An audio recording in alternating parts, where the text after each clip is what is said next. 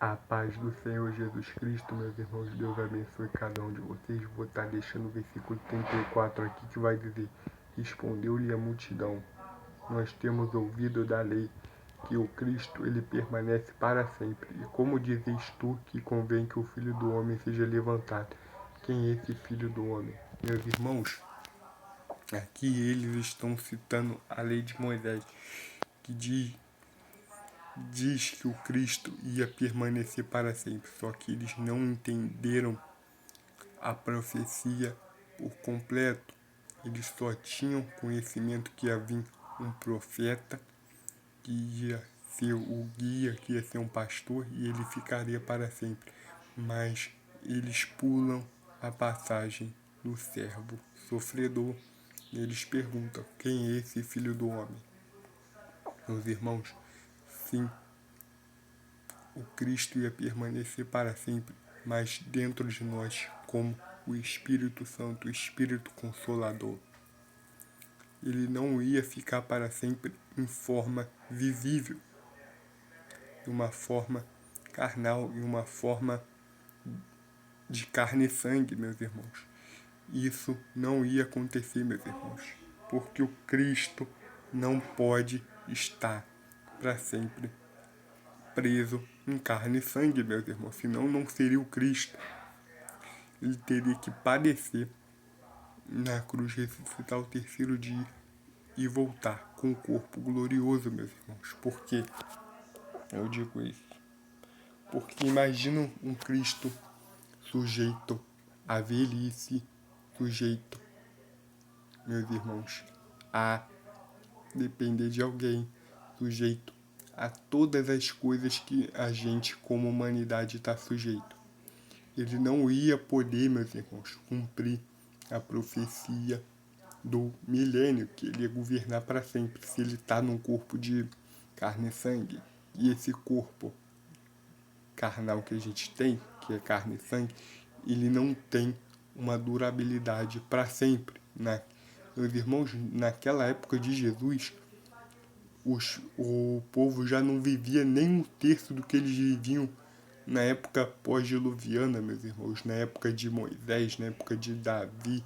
Esses caras aí viviam bastante tempo, meus irmãos.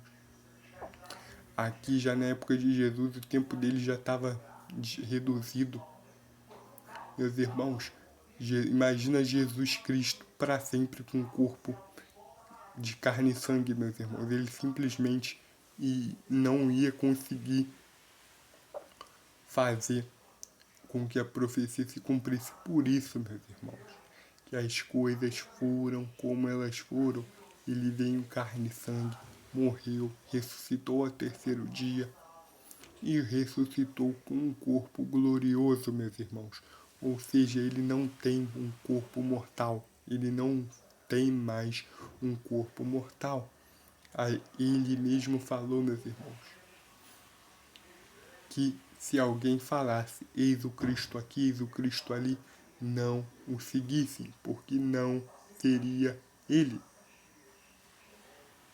Porque, meus irmãos, ele falou que ia voltar em um tempo, e esse tempo não foi revelado nem para os anjos, para os arcanjos, para os serafins, para os principados e para as potestades.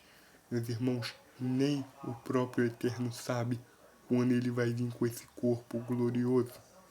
O Eterno não sabe, meus irmãos, porque vai acontecer no tempo que ele quiser.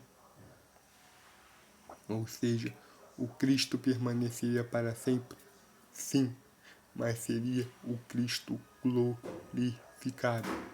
Porque o Cristo de carne e sangue, ele precisava passar pelo processo da cruz para poder ressuscitar e poder receber um corpo glorificado, o corpo que sempre foi dele, um corpo glorificado, meus irmãos. E assim foi feito, meus irmãos. Ele padeceu e ressuscitou ao terceiro dia. As profecias, meus irmãos, de Isaías, dos profetas, todas se cumpriram em Cristo.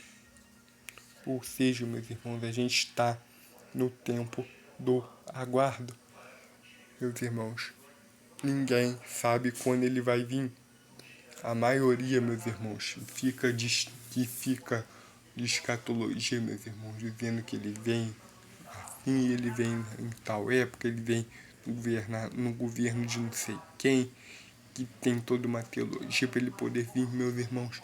E essas pessoas não sabem nada, porque ninguém na face da terra, nenhuma criatura sabe, meus irmãos, que fará essas pessoas que acham que entendem alguma coisa. Simplesmente, meus irmãos, ele vai voltar e nós não sabemos quando, simples assim. Amém. Deus abençoe cada um de vocês.